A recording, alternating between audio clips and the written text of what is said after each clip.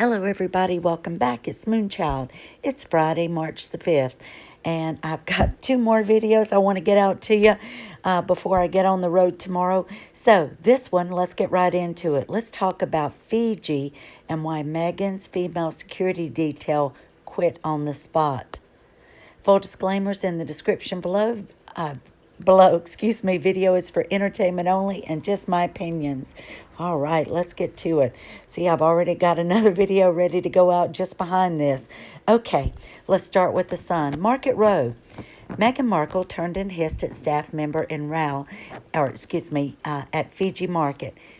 Tour leaving employee in tears, the reports claim. One of the reporters had said that, who's coming out now, and said that she witnessed this incident and then saw Meghan kind of berate and embarrass, humiliate this female security detail. And then she saw her get in a car and saw tears streaming down her face, but she didn't know what had led to it or anything, so she didn't report on it. So let's find out more. Meghan Markle reportedly turned and hissed at this staff member in a row during a Fiji market tour, leaving an employee in tears. Security swept the then pregnant Duchess away from the market after she whispered to a bodyguard during a visit in October 2018. And what she whispered was, "It's hot, it's humid. All these people are around me. Get me out of here. I don't want to be here anymore." So she was where she was supposed to be and decided she was ready to leave, just like at the garden party that was for Charles's birthday when she was overheard telling Harry that she was bored and she was ready to leave. And Camilla then greeted her and told her that she was free to leave. "Thank you for coming. A car was waiting," and then whisked them off. So if Meghan's not in the mood to do something, she's not going to do it, and nobody's going to tell her any different. So Meghan was swept away from this Fiji market. At the time, the reason given for the abrupt end to her walkabout was that the crowd grew too big to control. Not true. However, Meghan was actually concerned about the presence of UN Women, a group which promotes women's empowerment, the Times reported. A Daily Mail reporter was on the trip, and she's the lady who saw Meghan turn and hiss at this female security detail, clearly incandescent with rage about something, and she demanded to leave. They wrote, "I later saw the same. Female, highly distressed member of staff sitting in an official car with tears running down her face. Our eyes met, and she lowered hers. Humiliation etched on her features." Now, again, this is a journalist. At the time, I wasn't able to document anything as I couldn't conclusively link the two incidents together, despite my suspicions. I had subsequently found out from other sources that my instincts were right.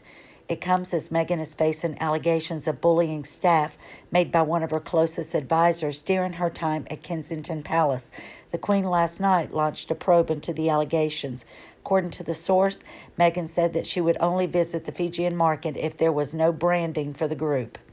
Lawyers for Meghan denied the claims and said that she met with leaders from U.S. women later during her visit, but they said she didn't, that she had worked with UN Women in the past. I think she had went on one trip with them and made one speech. Meghan was being given a tour of Suva Market during the 2018 royal visit when her bodyguards intervened. One onlooker reportedly said Meghan appeared to look concerned before entering and looked really disengaged and not her usual self at all. She didn't want to be there. It was hot, humid, crowded. People were right next to her. She couldn't stand it. She then apparently whispered something to one of her aides before she was being whisked away. She told her, "Get me out of here." So that in itself, to hurry up and rush and does something. This female security detail told Meghan that she was doing things not by safety protocol, and that it was putting her in jeopardy and putting the protection officers at jeopardy or risk of having some mistake happen and something happen to Meghan because she wasn't listening to them. And she never was going to. The witness told the Mirror she stopped to speak to a pineapple seller on one of the stalls and had a very blank, disengaged look on her face, which is very unlike her. Please, you saw the real Meghan. It was very hot and humid in there, so perhaps it wasn't the best environment for a pregnant woman. Pregnant, right? After speaking for about a minute, she broke off and spoke to the same aide again before she was whisked out of the market very soon after. The video showed her being led out of the building, flanked by her new female head of security and a Fijian security chief. The Duchess had missed morning duties already, but had been expected to meet people at markets for change, a UN Women's Project.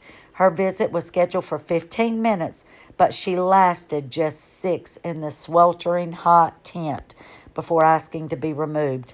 Fans who had waited for Meghan voiced their disappointment at not getting to meet her. Some pointed out that the crowds were being kept well back from the tent and conditions inside were very calm. But Kensington Palace insisted Meghan met with everyone that she was scheduled to, but left earlier due to issues with crowd management. Yeah, it was her wanting to leave, folks. So this is that security detail, the female member who quit on the spot. Here is her meeting with some of the people there outside the market. This is when Meghan has already whispered to her and told her she wanted out of there. 6 minutes into a 15-minute royal engagement, and she was leaving.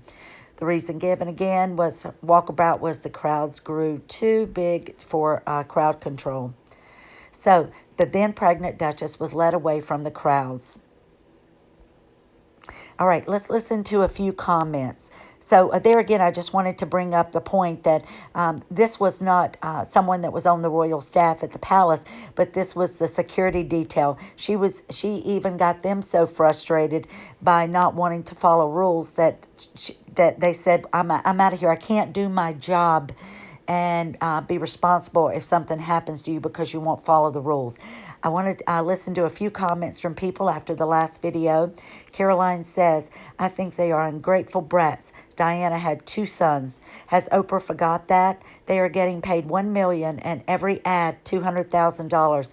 I just hope, this is for the Oprah interview, I just hope the U.S. doesn't fall for it.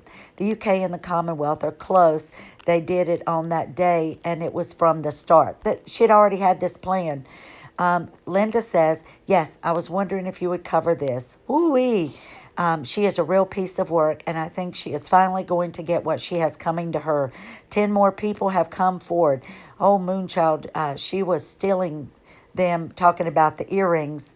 And, of course, and I hope they flop big time after the Oprah interview.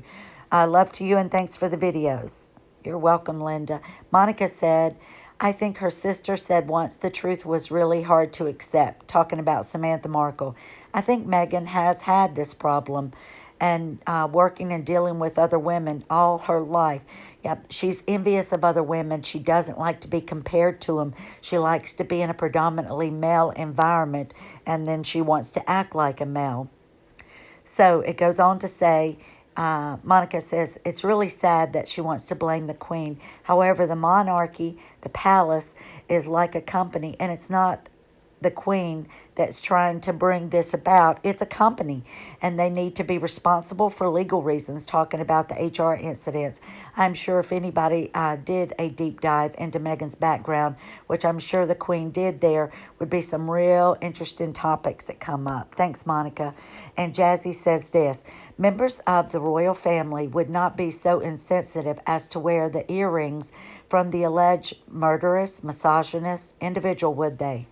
I wonder, though, how many blood diamonds do members wear? Well, this was my response back to her. And thank you, Jazzy. That was a great question. I could be mistaken, but the keeper of the crown jewels carefully document their origins and history of the person gifting the jewels and the relation to the crown.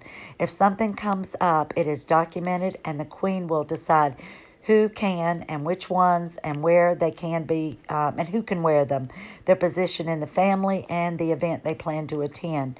Meghan was denied the crown that or tiara that she wanted because of a question about the origins of the emeralds, and so she was refused that crown and asked to select another one for her wedding tiara. Love, Moon.